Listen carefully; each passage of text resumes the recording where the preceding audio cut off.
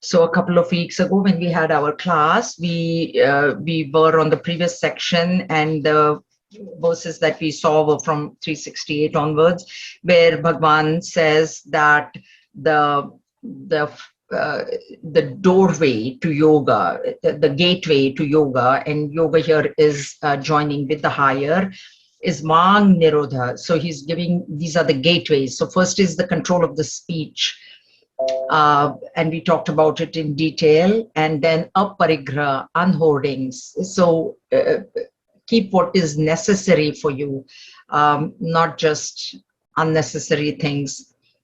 Nirasha, asha means without, nirasha means without hope, but without false hope. We, of course, every time we take up any endeavor, there is the hope that the result is going to come. Just right now, when I was trying to open the Zoom meeting, of course, the hope is there that I would connect.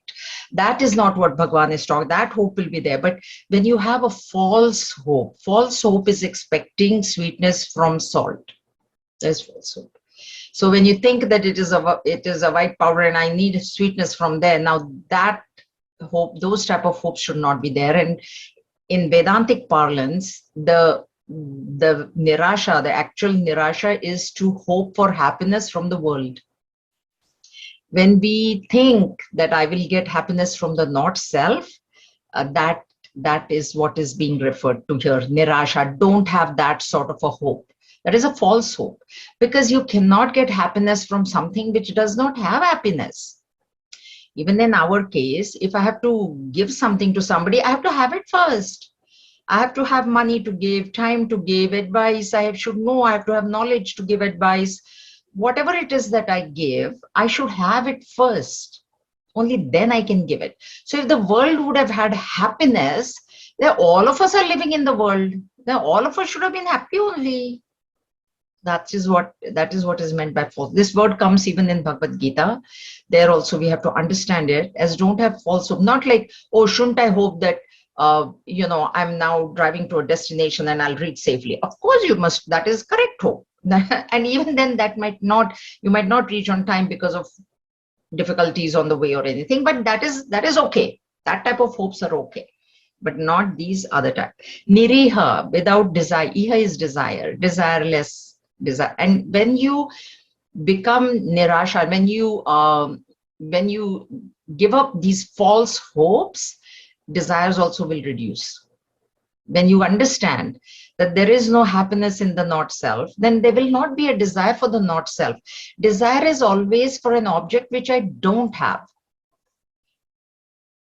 So if I have that happiness, I will not, if I recognize that I am myself, that happiness, will I have desire for anything else? I won't.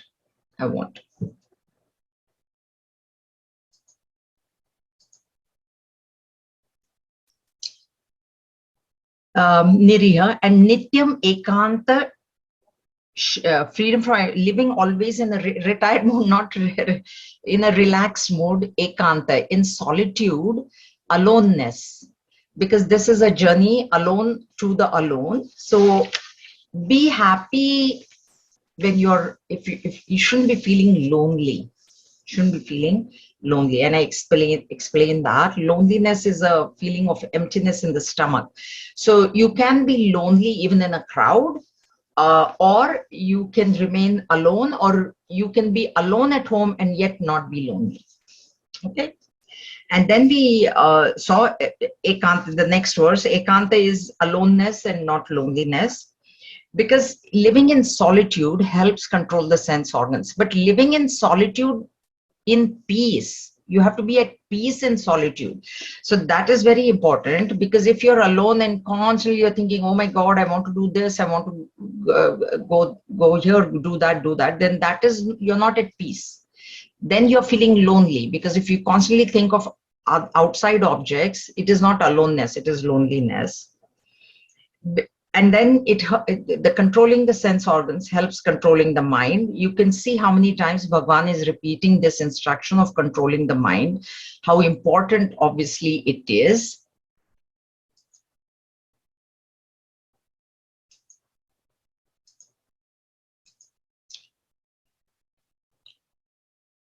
And then controlling the mind, the ego is destroyed, because the ego is a part of the mind. Ego is the reflection of consciousness in the mind. So when you control the mind, you're actually controlling the ego. It is the ego that is desiring. It is the ego that feels lonely. It is the ego that has desires and wants to go out and look for happiness, without realizing that it is itself the source of happiness.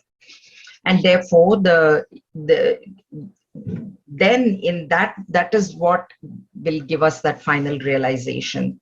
And the next chapter, the next verse was very important, because it says restrain speech in the mind and restrain mind in the intellect. And I told you what is the meaning of restraining is shifting attention. And how do I shift attention? How do I withdraw attention? When from the sense organs have to be merged in the mind. Means what? Means the sense organs, they see only differences, but the mind is the one that is capable of seeing the oneness. So when you shift your attention from all the different things, various things that you're seeing, to that oneness. So if you're seeing objects, inert objects, then the oneness is that every object is existing. So that existence principle is in one. So when you think like that, then you have restrained the senses in the mind. And the mind to be restrained in the intellect is to know that who is the one that is thinking of this. It is the ego. That is what, because the ego is in the intellect. Intellect is the subtlest portion. So the ego is subtler than it, but ego, the reflection of consciousness is happening in the intellect. And so that ego, that reflection, when you shift your attention from existence principle, so you're at the level of the mind, and then you say, who is the one that is thinking all this? It is the ego. The ego thinks, the self doesn't think. So when you understand that, you're at the level of the intellect, and then the intellect has to be merged in the supreme self by knowing that the one who is thinking itself is false. Ego is false, intellect is false, mind is false, sense is everything. Then you have merged it. These are the steps to meditation, and then that is what is known as absolute bliss or complete realization. And then the body pranas, etc., with whichever this gets the yogin, the seeker, it is, we have these equipments, body, mind, intellect. When we identify with them, then we will become like that. So when I identify with the body, then I think that I'm tall or short. If I'm identifying with the mind, I'm going to say I'm happy, I'm sad, I am happy. The correct thing is my body is thin or fat, my mind is happy or sad, or anger is rising within me. I am angry is identification.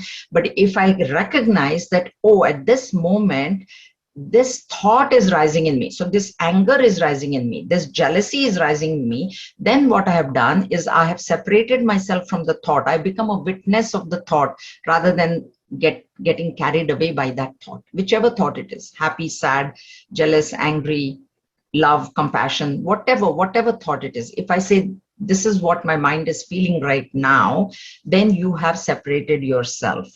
And these are the conditionings, and this is how we associate by identification. And then we say I am happy, I am sad, I am dull, I am intelligent. The I is actually totally unattached, the capital I, the pure I. Okay, and when we say I am happy, it is actually we are referring to the small I, the ego, which is separate. And then Bhagavan goes on to say, when this is completely, this referring to the identification with body, mind, intellect, when that identification is completely removed, then what remains is the pure self. It is not like an onion. I've told you, an onion you peel, nothing will remain. It is not like that, because you think, oh, I'll peel these layers, then there'll be nothing. No, it's not like that. There is the pure consciousness. And that is what we had completed. And now Bhagavan goes on to the next topic, which is samadhi. He says samadhi becomes easy when we are fully detached. So what is being glorified is dispassion, vairagya. This word we heard in our very first text, Tattva Bodh, where viveka, vairagya, shat sampatti, and mumukshutvam. So the second requirement was vairagya. That is now being glorified here by Bhagavan Shankaracharya. Okay. Antastyago bahistyagaha viraktasaiva yujate tyajatyanta bahir sangam viraktastu mumukshaya. A man of dispassion alone is fit for this internal and external renunciation. For the man of dispassion, out of his desire to be free, readily renounces both internal and external attachments. So external attachments is easy to understand. External attachments is the attachment to the world, to objects, to situations, to people, and also our attachment to the body. Our body also we are very much attached to. That's why we get upset when people say something against our body. Oh, you're looking fat. Oh, have you put on weight? Are you pregnant? Geez, I'm not pregnant. So that we get angry because you see, that is attachment to the body. But the internal attachment that Bhagwan is talking about here is the thoughts. We are also, that's why there is, I hold on to one thought and then I cannot let go of it. So this thought also, external dispassion is difficult. Internal dispassion is even more difficult. It's even because you see, now I'm rooted in the thought that the world is real, that the world is giving me happiness, that this is what will give me happiness, that we are rooted in those thoughts. So dispassion has to arise for internal dispassion to the thoughts, external dispassion to the world of objects. And only then, such a dispassionate man, it will be easy for him to go into samadhis. I told you samadhi, the intellect, where the intellect is in perfect equilibrium. And what happens is when we are attached, we get pulled. I'm pulled towards this object, I'm pulled towards that object, or towards this thought or that thought. And therefore, detachment becomes extremely essential. That is why it is the second requirement. The thing with detachment, with vairagya, is that unless you have discrimination, dispassion cannot arise. Because if I don't even know that this is wrong, why would I get dispassionate towards it? Somebody goes to somebody's house for food and their most favorite dish is prepared and he's very happy. I say, I'm very happy that somebody has prepared something, which I really, really like. But then the little child comes and tells me that, Auntie, I just saw a lizard fall into it. It's poisonous. Do you think, no matter how much I like it, won't I have total vairagya towards it because I know it is poison? So discrimination has to come first. When that discrimination comes, the problem is discrimination is very difficult to come because I don't know why, because we think that I will become happy when I have this object or that object, or I'll be near this person or that person, or when the sun is out and when there is no rain. I think like that. And that discrimination has to come, that I will be happy no matter what. If it is sunny, I'll be happy. If it's raining, I'll be happy. I am happiness personified is the thought. That thought we have to hold on to. I am happiness. I am the source of happiness. So nothing external can have any effect on my happiness. I am the source. But that we can't. It is difficult. I don't say it is easy. It is difficult. It needs practice, and that's why we need all these satsangs. Okay, so readily renounces, because one, now he's detached. Will he not give it away? Like no matter how much I like that dish, if I know it is poison, do you think I'm ever going to touch it? Right? So once I know, then I will give up thoughts on it. Okay. Bahistu vishayai sangam tathantarahamaadibihi virakta eva shaknoti tyaktum brahmani nishtitaha. Only the man of dispassion, who is thoroughly established in Brahman, can give up his external attachment for objects and internal attachment to the ego, etc. Now, this is like a catch-22 situation, because if you really read it like this, only a man of dispassion who is thoroughly established in Brahman. So is establishment in Brahman, does that come first and then dispassion will come? This same problem we had discussed this in chapter 2 also. Like when I realize the self, then all my desires will go away. Now the person can say, this is wicked logic. Okay, I'll wait for realization to come. Then dispassion will come. So will it come? It will not come. Or desires will not go. If that's what Bhagavan says, when you get established in the self, then all your desires will go away. Means all your there'll be complete dispassion. So if I wait for that realization and I go on indulging in the sense objects, sense pleasures, there is no way that I'm getting realization. So please note that detachment has to come first before realization. Once the person gets established in that, there is no chance of this attachment coming again. Okay, so here only the means complete dispassion. That in Bhagavad Gita only Bhagavan has said, because Arjun, there is one question in Arjun's mind: when will I get this dispassion? When will I get realization? Actually, when will I be realized? That is the question there. And Bhagavan says, when you become dispassionate towards things that you have heard and yet to hear. Yet to hear. There's a future there, future tense there, right? So what it means is, we think, I have gone through so many things, and okay, I know that I'm dispassionate towards these things. Maybe travel, maybe food, maybe clothes, maybe whatever, I'm very dispassionate. But the problem is, we don't know what we are going to hear in the future. And therefore, this dispassion becomes very tricky. We think we are dispassionate, but when the actual, some situation will come, which we will lose our dispassion. We'll lose it. It will go away. Vairagya will go away. So therefore, that if that vairagya does not have to go away at all, it requires establishment in the self. But that doesn't mean that establishment in the self will come first. It will never come first. If we don't practice dispassion to a very high level, when we do that, then samadhi will become easy, and then in samadhi we'll have the realization. Okay, so this is where there is a story which I think I've shared with you before. There was a disciple who asked his master, have you overcome anger? And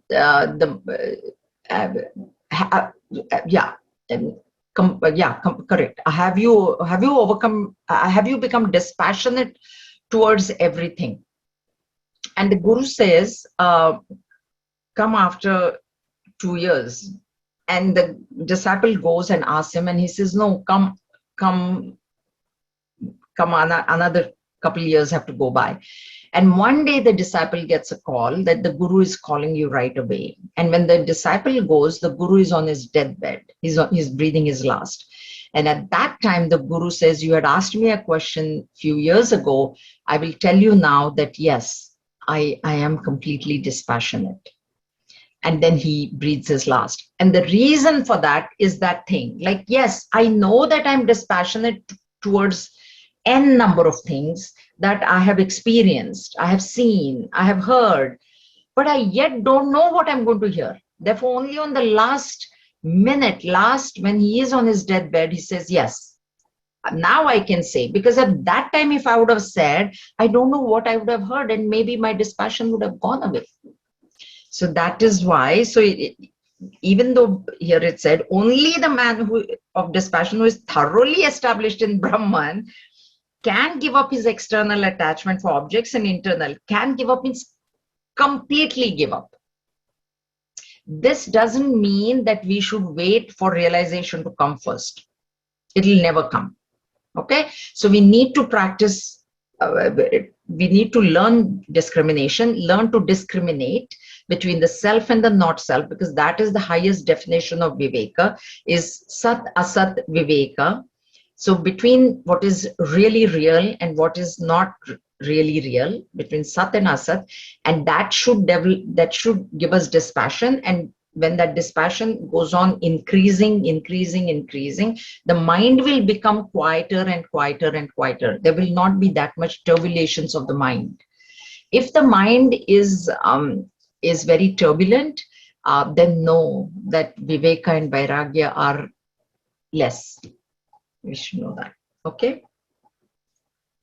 वैराग्यबोधौ पुरुषस्य पक्षिवत पक्षौ विजानीहि विचक्षणत्वं विमुक्तिसौधाग्रलताधिरोहणं ताभ्यां विना नान्यतरेण सिद्ध्यति.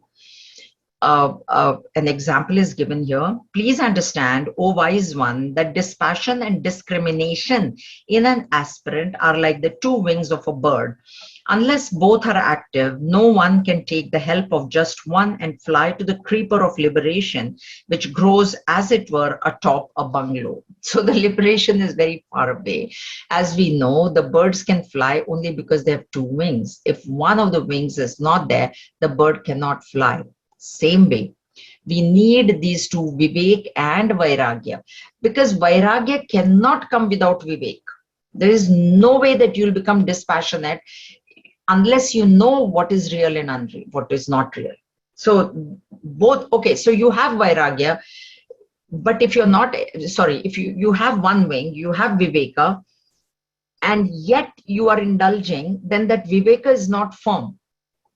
The discrimination is not perfect. You think, so both have to be equally strong wings. If one wing is weak, you will not be able to fly. Gurudev has said the two wings are bhakti and jnana.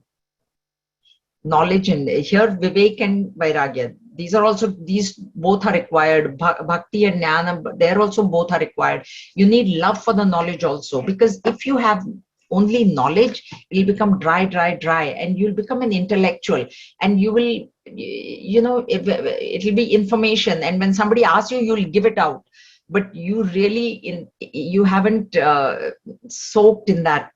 You don't have the love. That's why it is said that Vedanta is to be heard through the heart. And hearing through the heart means that love you must have for the teaching and for the teacher.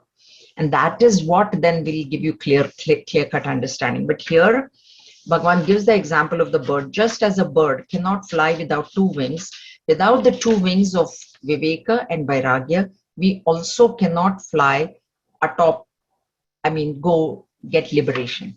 Because when dispassion, when Vivek is not there, discrimination is not there, the dispassion will not come, and our mind will constantly be pulled towards those objects which we are attached to. And it will not remain steady in the thought of Aham Brahmasmi. That is what it is. It's very simple, very simply, I can say it. It's very, very difficult. Is it okay? So we have to practice. We have to practice Vairagya. अत्यंत वैराग्यवतः समाधिः समाहितः सैव दृढ़ प्रबोधः प्रबुद्ध तत्त्वस्य हि बन्ध मुक्तिः मुक्तात्मनो नित्य सुखानुभूतिः. A man of extreme dispassion alone experiences samadhi. A man of samadhi alone has steady realization. A man who has realized truth alone is free from bondage. And the free personality alone has the experience of eternal bliss. See how many times alone Bhagavan has used the word, means exclusively. So one who has that complete dispassion alone can go into samadhi, can experience samadhi. And once he goes into samadhi, and we're talking about nirvikalpa samadhi here, when he goes into that samadhi, he will experience the bliss of realization, because now he's like in an ocean of happiness. And then at that point, he will be completely free of all bondage. What is the bondage? I've told you many times, there is no physical binding. The bondage is the thought that my happiness is in the world. That is what is binding us to the world. Therefore, we cannot become dispassionate towards the world. Because I think that the minute that Upanishad says that when a man of realization, this knots of the heart are broken asunder. Mundaka Upanishad. What is the knot of the heart? Knot is something that ties you, right? When you tie a knot, it is something that is tying you. That's bondage. So what is tying us to this world is the thought. It is only a thought. There is no physical tying to the world. I'm not physically tied to the computer or the car or the clothes or there's no physical, but in my mind, if I don't have this many clothes, I cannot be happy. If I don't have this car, I cannot be happy. If I don't have these things in the mind. Therefore, Vedanta is only a shift of vision. So here he said his alone experiences. So, and I've underlined one line in the first verse, when the objects within and without. So within, what object is there? Thought. Thought is an object. Remember that. So when I think of something, when I think of an apple, then it's an apple thought, and then that apple object is now in my mind. Okay, that is how thought also is an object. The Vedantic significance of, you might think, how come, see, I can see my thought. Whatever I see is an object. Please, this is a subtle thought, okay? So how does thought become an object? Because I can see my thought now. I know that I am happy. I know that I'm sad. That is why it is an object. And that is why thought is not the self. Because it is object. It is not the subject. So when the objects within and without can no longer tantalize one's thoughts, then alone can one reach the state of samadhi. Because when you're trying to sit quietly and these thoughts of internal and external objects are coming to your mind, you're going to get pulled. You're going to get pulled. So that is why this dispassion becomes extremely, extremely important in the as a means to liberation. Okay. Vairagyana param sukhasya janakam pashyami vashatmanaha tat chet shuddhataratma bodha sahitam swarajya samrajya dukha etadvaramajastra mukti yuvatairstasmatatva etadvaramajastra mukti yuvatehe yasmatvam smat param sarvatra sprihaya sadatmani sada pradnyam kuru shreyase. For a self-controlled man, I find no better generator of happiness than dispassion. And if that is coupled with a clear realization of the self, it brings about absolute sovereignty within and without. And since this is the gateway to the damsel of permanent liberation, so for your own well-being, be dispassionate both within and without, always fixing your mind on the eternal self. So once again, the Vairagya is this thing. I was just reading a note underneath 378. Verses 377 and 378 may be learnt by heart. There's a footnote there in the book. They are full of meaning for purposes of reflection and meditation. Okay, it's the same idea that both verses will depict, and the idea is that only a self-controlled man. You know what happens in dispassion? You remain calm if something happens and if something doesn't happen. That is what it is. I was in Hairagwai last week, right? And there everything is dependent on the weather. Everything, including the landing of the plane, is like if the weather is not good, they just bring it back to Vancouver. So we were booked on this tour, which just totally got cancelled because of the weather, because there was such heavy winds, they cannot take the chance of taking people on the open ocean. Now, the thing is, even I was booked on the thing, but if there is not enough dispassion towards things, now my heart is so set on that trip that without my fault, without anybody's fault, it is nature's fault. What can you do? If the trip gets cancelled, then I get upset. But if I have enough dispassion, I accept that result. Yes, I wanted to go on the trip. I did want to go on the trip. They couldn't do it. They couldn't do it the next day. They couldn't do it the following day. They just couldn't do it because the weather was not conducive. So I remain calm. And that is what he means here for a self-controlled man. He says, it brings about absolute sovereignty because it is not giving me any grief. It did not give me any grief. It did not, I was not agitated. I was not like, oh, what kind of luck do I have? This is what people say, this bad luck and, what did nothing. Nothing. That's why this is said absolute sovereignty. So you are calm no matter what happens. That is what dispassion gives you. That is what is the real meaning of dispassion. That when things happen, okay, you're not jumping up and down that this has happened, this has happened. But when they don't happen also, you're not going down. And that's why it is known as absolute sovereignty, because you are in the same position no matter what is happening externally. That's what it is. So when the man is self-controlled, we have seen this in Bhagavad Gita also, chapter 2, Bhagavan says the one whose senses are not controlled, it will be like a boat carried away in the wind because it's not properly anchored. So when our mind is anchored in the self, simple example, if you're holding on to the lighthouse, you're not going to shake. You're not going to shake because you're holding on to the lighthouse and that lighthouse is not shaking. But if you're holding on to a log of wood, then you are going to go up and down with the waves.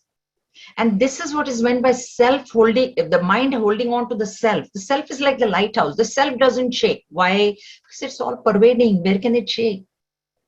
If I have to shake my hand, there has to be space, na? Shaking happens when there is space. If there is something which is all pervading, infinite, how it will shake? That is the importance of holding on to the self. And at a lower level, it is holding on to our own destiny. Because our destiny also doesn't shake. Doesn't shake means what? It doesn't change. It cannot change. Destiny cannot change, but my behavior, my reaction to that destiny is in my control. That is what Purushartha is. That's why it's called Purushartha, self-effort. What is the self-effort? Because I cannot change what is coming to me. I cannot. I absolutely cannot. And then I'm trying to do that. And then I become unhappy. I'm trying to change external situations, and that is what is making me unhappy. So better to accept that external situation because we're trying to make change where it is impossible. Now what is going to come to us? Grief. So then understand what is in my control. In my control is not to become unhappy. That is absolute sovereignty. That's why I remain happy. Okay, I accept. I accept that the storm is there and the trip got cancelled. I accept. I accept. That is the importance, So this is what it is. Therefore, Bhagavan, I find no better generator of happiness than dispassion. So I'm happy no matter what happens. And if that is coupled with a clear realization of the self, we are talking only of holding on. Imagine how happy we will be if we really realize the self. Just the thought, I'm holding on to this lighthouse, to the self, to my destiny. Just hold on. That, okay, accept. What is holding on? Accept. This is what has come to me. Okay, I accept. Then you will not shake. And that is not shaking is that absolute sovereignty. You must not be, today this is pulling me, tomorrow that is pulling me, day after something else will come, then something else will come. And you'll just be, going in all different directions. Your mind, not that physically you're going anywhere, but your mind is all agitated. So that is what is with it. And since this is the gateway to the damsel of permanent liberation, dispassion is the gateway for your own well-being. Even at a lower level, I'm trying to tell you that getting disturbed over situations that have come to me cannot change the situation. Na? If I get unhappy, like this has happened, do you think that situation is going to change? It's not. So why get unhappy about it? This is what it is, okay? Permanent. So for your own well-being, for our, even in our little life, if you want to be at peace, there has to be acceptance. The more you don't accept, the more you will not be at peace. And do we want that state of mind where I'm constantly agitated, constantly agitated? I don't. This is at a low level. This verse is talking about complete liberation only. Be dispassionate both within and without, always fixing your mind on the eternal self. Always fixing your mind means holding on to the eternal self. At a lower level, hold on to your destiny. Understand that whatever karmas that we have done, all of us, me included, the results I'm seeing today in my life are because of my own karmas. Now, who do I blame? Hold on to this. Nobody. There's nobody to blame.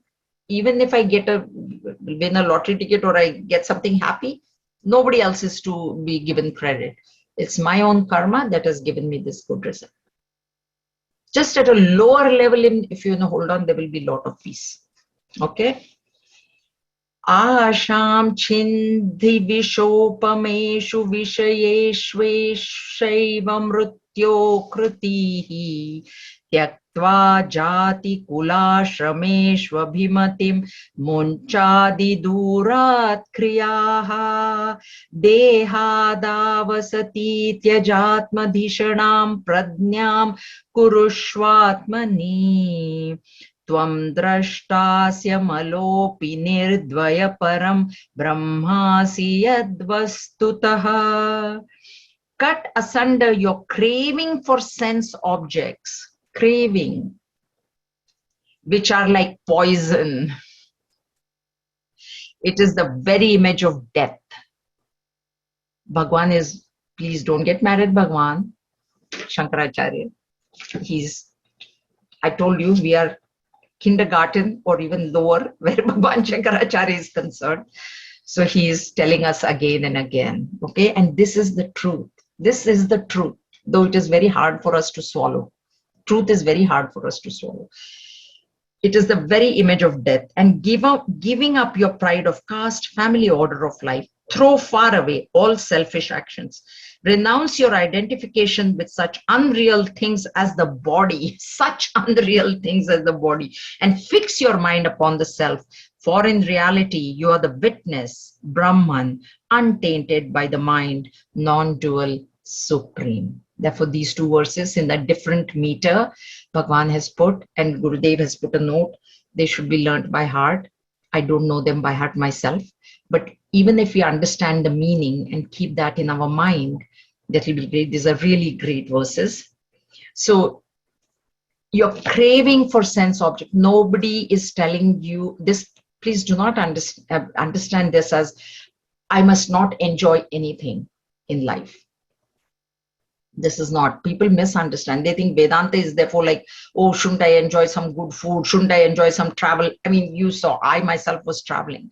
It is not that you, if it comes to you unasked, it'll come, it's your destiny, it'll come to you. And please go ahead and enjoy. Please, okay? But that craving, like, now when is my next trip? Now when will I go again?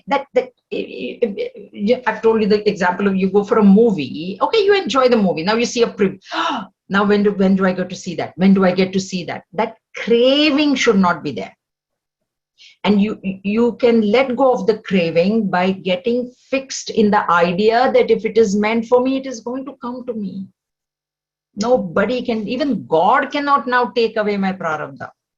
Ishvara cannot take away my prarabdha. So it will come to me. And that doesn't mean you shouldn't work for it. Definitely you work for it and, do whatever that is needed to be done. But if it doesn't happen, then don't be upset. And if it happens, fine, enjoy it. Enjoy. We're not saying don't. Vedanta never says don't enjoy. Okay. So craving is poison. Not the object itself is not poison, because the object is inert. Object is not saying take me home, I love you, why are you leaving me in the shop, please buy me. No object is saying that to us. No object is saying. Our mind is only running out. If I don't have this, I will be unhappy. This is my mind is telling me, oh, that is so nice. If that I don't have, then what is the meaning of my life? My life has no meaning without that object. This is what my mind is telling me. That is wrong. Therefore, he says this is like poison, and the very image of not a physical death, but a death for like a Vedantic death, in the sense of cycle of birth and death. Samsara, here the very image of death here is to be taken as samsara, the realm of change. So this realm of change will constantly keep persecuting you, and then giving a pride of caste. So this is identification. I'm a Brahmin, so I'm something very high. It's identification. And that is to the body. The body has been born in a Brahmin family, so you're calling yourself a Brahmin, but you are the soul. You are that soul which is neither a Brahmin, nor a Kshatriya, nor a Vaishya, nor this thing, pride of caste, family order. I belong to a great family. My grandfather was so and so. The soul has got nothing to do with the family. Body has. So when I say that I belong to this great family, I have identified myself with the body. That is what is meant here.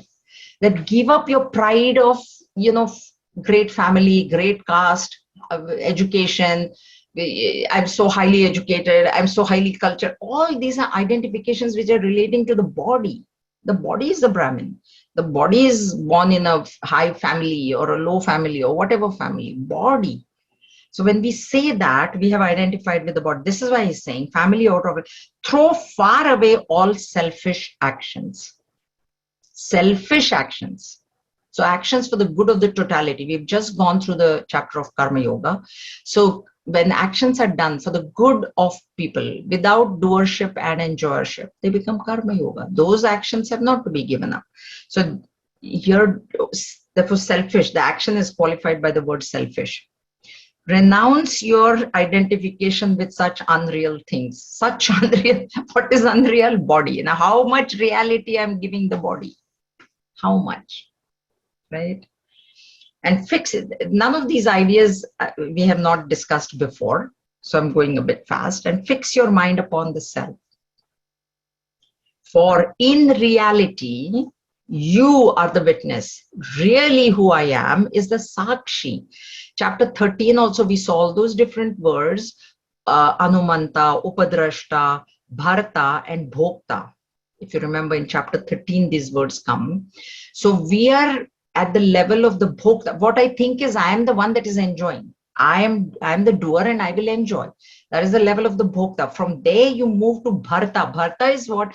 I am the one supporter. Bharta means supporter. I am the one that is supporting this body, because that I is the small I. Remember that. It is the ego that is enjoying.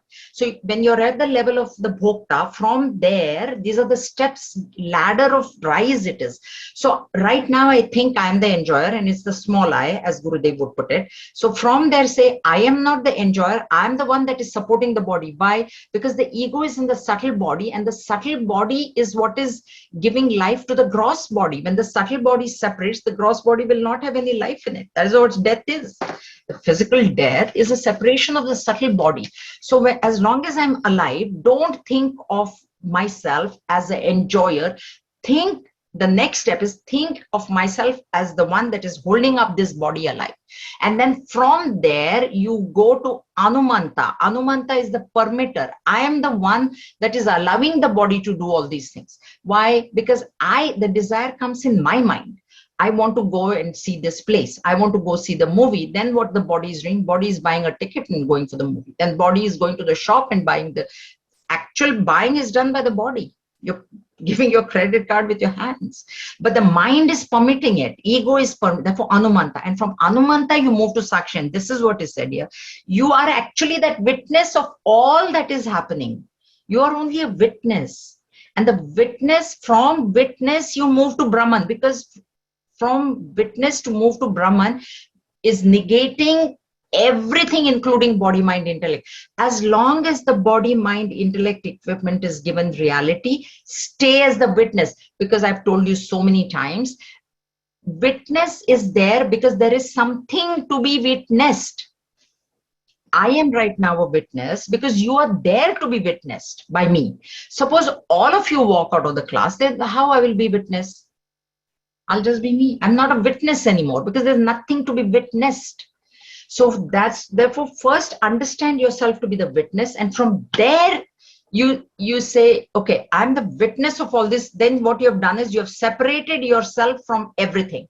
I'm a witness of the body going and buying this thing. I'm a witness of the mind wanting that object. I'm a witness of everything that is happening. So from I'm the permitter, anumanta, bhokta, bharta, anumanta, upadrashta, witness. And in chapter 13, Bhagavan says, stay at that level of witness. So a constant separation from all the equipments. Constant separation, because witness means you're different. You're a witness and there's something else to be witnessed. So there's something else. In our case, what is happening is we can't recognize ourselves to be the witness. We think I am the thought, I am angry, I am happy, I want the thing. This is what we are at. I am the enjoyer, basically. Therefore, the bhokta is there. I am the enjoyer. So separate yourself. And therefore, he's saying witness, then Brahman. First, recognize yourself to be a witness, then recognize that everything that I'm witnessing also is false. So once that establishment in falsity comes, immediately witness and Brahman are one only. When the things that are witnessed get falsified, the witness automatically emerges as Brahman. Witness, Brahman, untainted by the mind.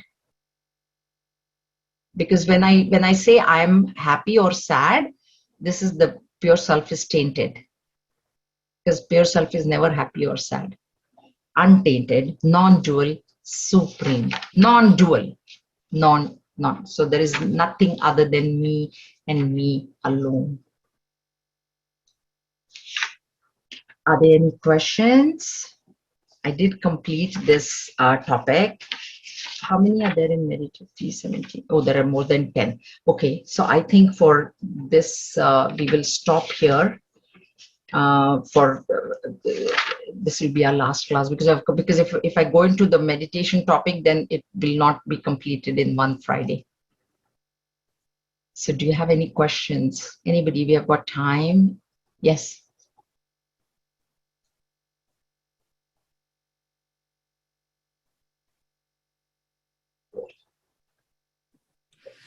I have a question. When you say the witness is to be falsified, I'm not a little clear. No. I didn't say the witness is to be falsified. I said the witnessed is to be Okay. ED. Okay. What is being witnessed? Okay. Witnessed is to be falsified. Not the witness you cannot falsify because witness is the subject. Okay. Whatever is, see, a witness is a witness because there is something to be witnessed, the ED at the end, witnessed. Yeah. So when you falsify that thing, the witness emerges as Brahman, becomes Brahman. Not becomes, I shouldn't say becomes, is recognized to be Brahman, the final subject, the final seer. Yeah. Okay. Absolutely. It's something beyond explanation. Yes. We are using words because then the intellect cannot understand without words. Yeah. But we have to subjectively experience it. Yeah. It's Any other questions?